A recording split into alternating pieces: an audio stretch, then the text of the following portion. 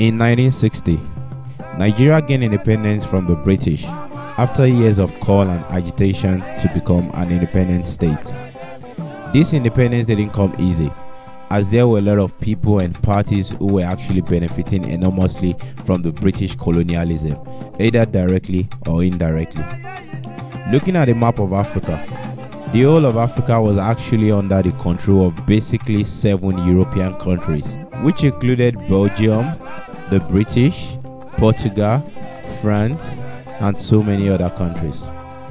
This partition happened gradually from the year 1885 to 1914, and this was actually solidified by the Berlin Conference. The Berlin Conference, which was also known as the Congo Conference or West African Conference, happened in Germany between the year 1884 to 1885, and it was led by this man, Otto von Bismarck, who was the Chancellor of Germany at that time. The conference involved a series of negotiations and talks between 13 European nations and the United States on how to divide Africa, which at that time was seen as untapped and fresh land, ignoring its inhabitants' independence. Before anything, we all need to realize that Africa before this time, before the slave trade, had its own kings. There were monarchs and traditional rulers who had autonomous kingdoms in different regions.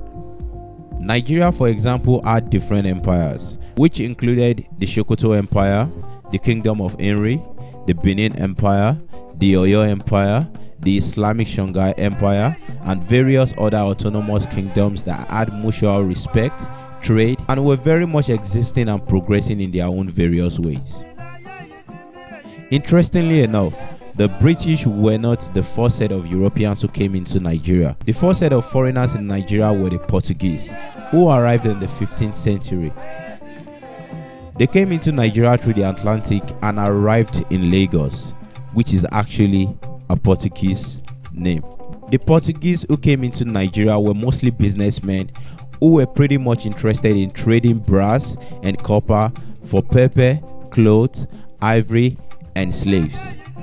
According to historians, the Kingdom of Benin had one of its greatest success after starting the relationship with the Portuguese, supplying them with guns and other war equipment which were new to Africans at that time. The possession of these weapons were very instrumental in the expansion of the kingdom, since they had what others didn't have. But this didn't come for free to the people of the Kingdom of Benin. In order to get all this, the Benin Empire championed one of the greatest slave trading in the history of mankind. Contrary to what most people believe, Africa, as at that time, had always had a strong history of slavery even before the exposure to the Europeans. The kings and other traditional rulers used slavery as a way to enrich themselves and their subjects, making the transatlantic slave trade just a continuation of a practice that was already deeply rooted in the West African culture. In 1841, a king known as Oba Akintoye attempted to ban slavery in Lagos. Local merchants didn't only strongly oppose him, but exiled him and installed a new king. So let's talk about how the British became the reason why Nigeria is existing today. The British didn't start becoming influential in Nigeria until after the prohibition of slave trade to the British subjects in 1807.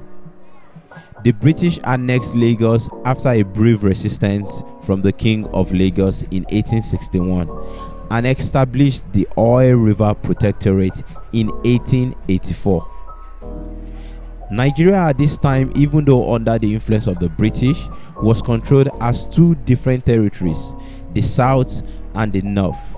This only made sense since it was obvious that the people in the north had a very different culture and traditional heritage from the people in the south.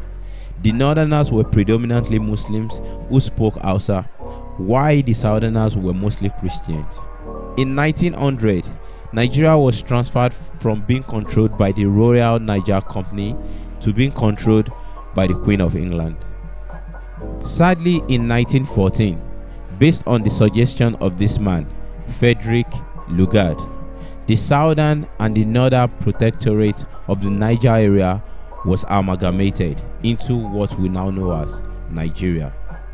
The amalgamation of Nigeria has always been controversial, even as controversial as the splitting of Africa. As at the time of this amalgamation, it was obvious to the British colonial masters that the people were distrustful of one another. The people in the south had a strong love for westernization, while the northern protectorate are very conservative, primarily due to their predominantly Islamic faith. According to historians, the only reason why Frederick Lugard amalgamated the northern and the southern protectorate of the Niger area was to make his job easier. The northern area, even though had agricultural produce, was still very poor. This was largely because they were unable to export most of the things they produced because they were landlocked. They had no sea borders. The British were not prepared to fund this not so profitable protectorate with their money. So they came up with the idea of a forced relationship between the two regions.